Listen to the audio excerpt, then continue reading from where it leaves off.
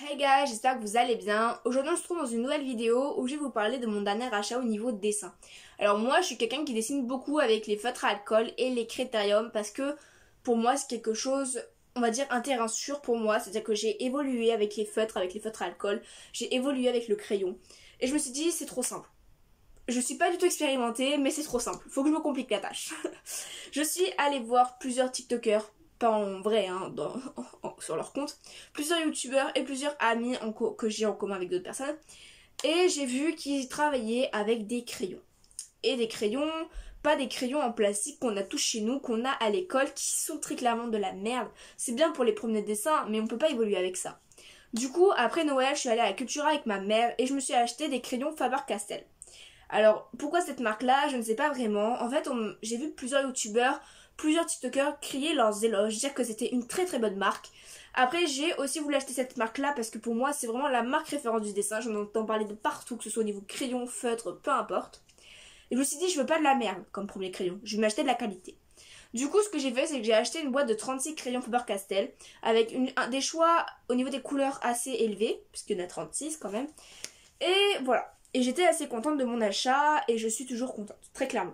Voici la boîte que je me suis achetée. Il y a bien 36 crayons dedans. Les crayons sont très agréables au niveau pigmentation, au niveau de la couleur. C'est vif, c'est clair, c'est tout ce que vous voulez. Alors voici la boîte à l'intérieur. Il y a vraiment assez de choix en fait, très clairement.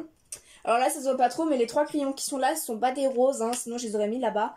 Ce sont des marrons. C'est juste qu'ils sortent pas très bien à la caméra. Et voilà. Alors on peut voir que le premier rouge, là, il a... D'accord. Le premier rouge ici, il a bien pris déjà, puisque je l'ai utilisé pour un dessin que je vous montrerai. Alors, il est vrai que ces crayons sont assez sympathiques. Vraiment, comme je vous dis, je crie ses éloges comme tout le monde crie ses éloges.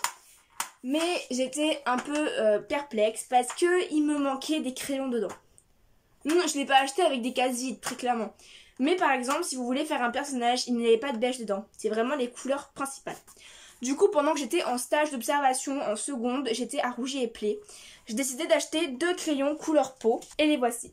Alors, vous voyez, donc il y en a un couleur un peu peau comme la mienne, claire.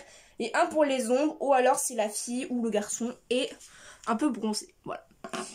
Donc j'étais quand même contente de ces achats là parce que ces crayons sont vraiment très agréables à dessiner. Je vous les conseille. Avec ces crayons là, j'avais acheté un stylo Faber-Castell encore une fois. Mais c'était des stylos blancs.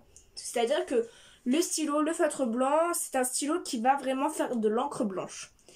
Ça faisait un moment que je cherchais ce stylo là parce que c'est ce qu'on utilise pour faire les brillances, les côtés lumière sur les yeux, les bouches, etc. au niveau dessin. Et voilà, donc j'étais vraiment très contente d'avoir acheté ces affaires-là, j'étais vraiment révolutionnée. Donc là, à la fin de la vidéo, je vous mettrai quelques photos des dessins que j'ai fait avec ces crayons. Dessins dont je suis très fière. Normalement, on se la pète pas trop en dessin parce qu'on est rarement fiers de nos dessins. Mais là, je suis vraiment très très fière de ces dessins-là parce que c'est vraiment les premiers dessins que j'ai fait en crayon. Et voilà, je suis contente. Donc voilà, c'est la fin de la vidéo. Je suis contente quand même que cette vidéo soit pas si longue que d'habitude. Ça doit être agréable.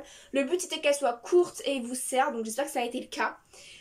Si vous avez aimé la vidéo, n'hésitez pas à liker et à vous abonner parce que je pense que je ferai d'autres vidéos de ce style-là. Je pense que le dessin c'est vraiment ma passion, mon terrain. Et je sais pas si vous avez remarqué, mais je suis beaucoup plus libre, beaucoup plus... Comment dire, beaucoup plus à l'aise sur le territoire du dessin. Du coup, peut-être que je ferai beaucoup plus de trucs sur le dessin. Voilà, tout simplement. J'ai dit beaucoup de fois dessin dans cette vidéo.